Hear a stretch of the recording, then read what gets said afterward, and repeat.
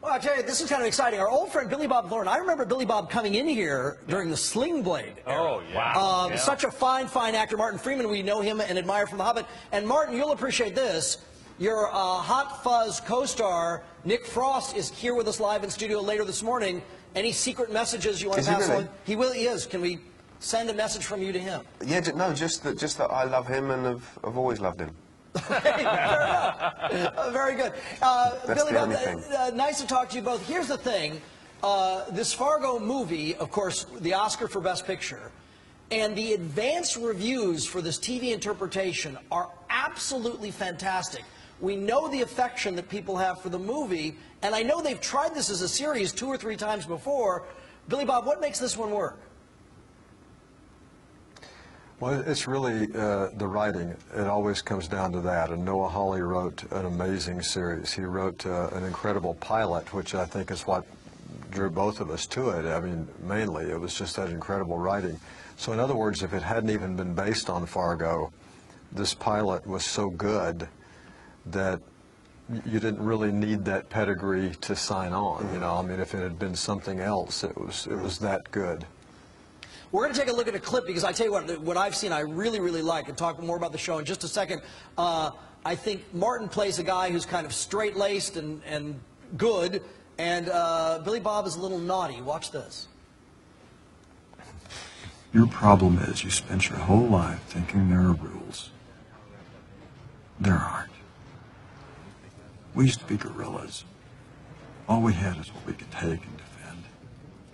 The truth is, you're more of a man today than you were yesterday.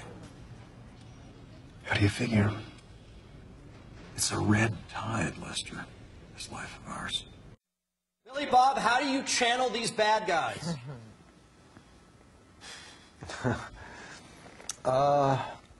Well, I mean, it was on the page. It really was. I mean, all we had to do was just kind of go and do it, to tell you the truth. I think maybe, I mean, you know, the look was something that I had to do with, you know, and Noah had drawn the character so clearly to us that, you know, you read a script and you just kind of know, do I fit in that groove or do I not fit in that groove? And I think we all felt we did.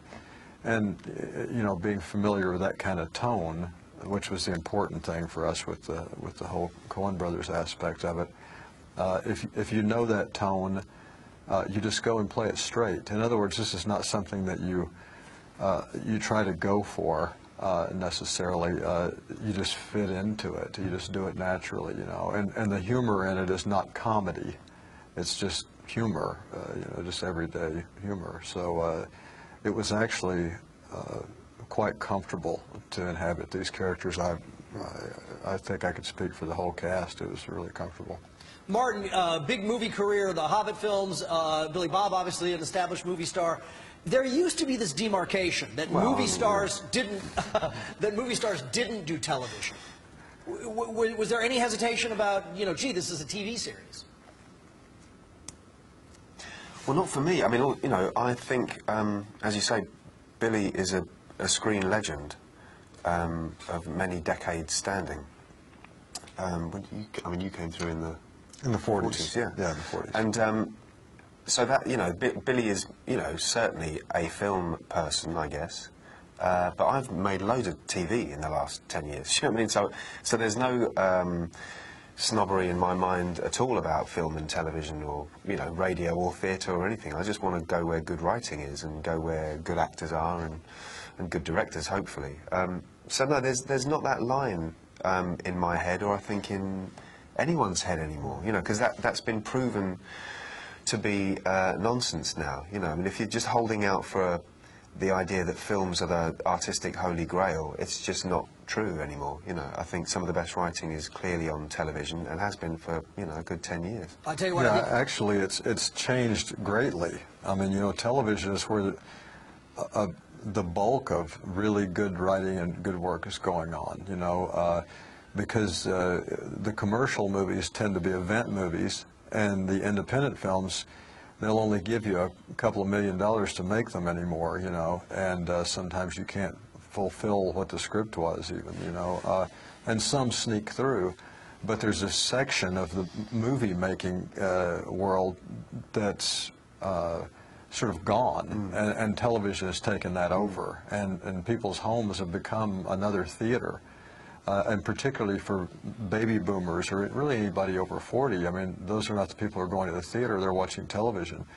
So adult dramas and adult comedies are really on television now, and it doesn't have the stigma that it had, say, in the 80s when I was coming up. Now people are clamoring to be on good television shows. You know, McConaughey and Woody did the detective show and everything, and it's exciting to everyone now. Well, I tell you what, there's a great degree of critical excitement about this. The premiere of Fargo is April 15th, 10 p.m. on FX. Billy, Bob, and Martin, thank you both very much live from New York City for us this morning. But, gosh, I remember when he, how long ago was Sling Blade? That was a while ago. That was a long time ago, Yeah. but I remember him Coming sitting up, in here, absolutely, too. Yeah, absolutely. He had those bangs, you know, in the clip there, like Yeah. the Mo look. He said Right. it was because he got a bad haircut. Oh, really? He couldn't move it